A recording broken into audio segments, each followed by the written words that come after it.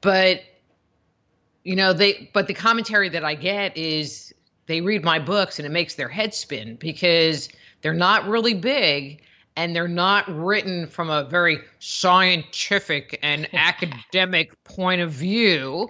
Um, but there's a ton of information There that gets is. covered in them. Um, and it just makes you question. I mean, because, I'll write all this stuff and, I get to the end of the road, and there may be an answer, there may not be an answer. And when we're talking about our past, when we're talking about our deep history and who we are and where we came from, there aren't any answers. There's just the evidence that we can find and then speculations that we can make from it. So there are a lot of people that are like, well, the pyramids were built because of this, or this, dolmen were burial chambers, and they just make these statements of fact when the truth is it's not fact, it's speculation. And I try to be really clear, when I'm writing that, well, this is my thought, Right. but Yes. not necessarily this is a fact because we don't know the facts. But what makes sense, if you take this body of evidence and look at it with with an open mind and a discerning brain, there's only so many conclusions that you can come to, in my opinion. I agree with that opinion. That's one of the things that I found when I was reading your work. You were referred to me as someone I would be interested in reading and probably talking to by my friend Tom Conwell, Hmm. who is a I had ufologist. lunch with Tom Conwell on last Thursday, this past Thursday. Oh, you lucky person. Isn't he wonderful? Hmm. I enjoy him greatly. He is one of my favorite people. He's a great guy. He is a great guy and just a great person. Hmm. And has incredible research. So Oh my it's goodness. all good. It is all good. When I first started talking to him, it was about, I guess, 3 years ago, right around in there. And we've had a chance to meet because it's rare for me to get to meet my friends from New York, unless it's somewhere in the middle. But he is just the consummate detail person. He does a fantastic job with his research. Hmm. But when he told me that I would just enjoy you so much, I was like, well, I'll look her up. And I started reading and I was like, oh my gosh, where is this woman? I'm going to go find her. Well, I So, was just in New York, which is where I met up with Tom, what were you doing up there? visiting family. Oh, okay. Yeah, I don't have family up there anymore. My daughter moved to Denver, so which is also a nice place to visit. Hmm. So, but I just am so fascinated by this topic. One of my people that follow me said, "You're doing a lot of ufology things. Aren't you a ghost hunter?" And I said, "I'm a paranormal researcher." There's a difference because all of these things are paranormal. They are Hmm. outside the realm of the everyday and they are paranormal. That was a funny look on that face. And then Well, he, and one of the things that I'm finding is that it really is all connected. You yes, know, the I mean, I have two books that are on health and healing, but more about subtle energy and energy medicine and energy movement. And then the ghost book, and then the two, well, the ET Chronicles and the new book, Stepping Out of Eden.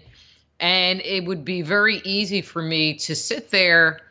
I mean, the ghost book totally can fit into the Stepping Out of Eden book because, when you talk about antiquity, one of the things that ancient and indigenous cultures believe in is spirits, and how spirits can plague you and create havoc in your life and can, create blessings at the same time.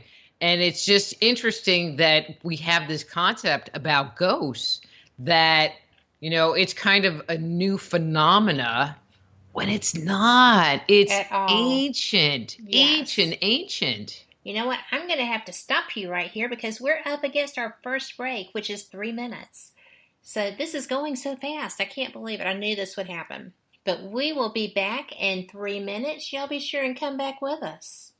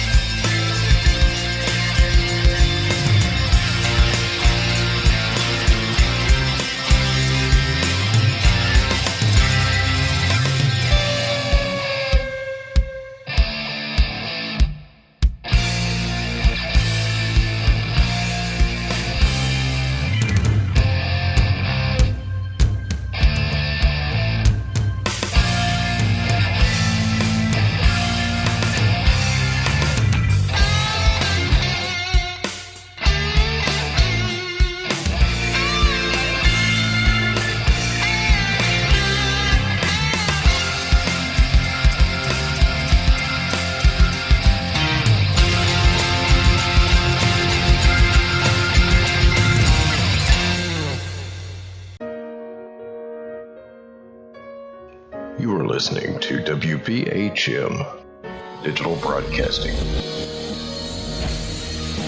the best in paranormal talk radio.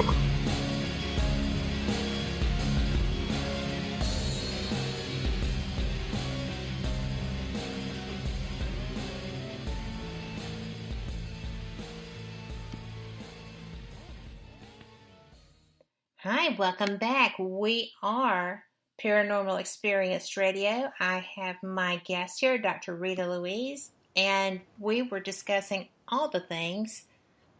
When I was reading in Stepping Out of Eden, the part referencing the different religions all having the same viewpoints until certain levels, but basically they all have a creator.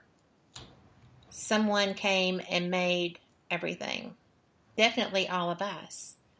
Mm-hmm. I found that interesting because there's so many people that will argue that, and when the discussion comes around to aliens, then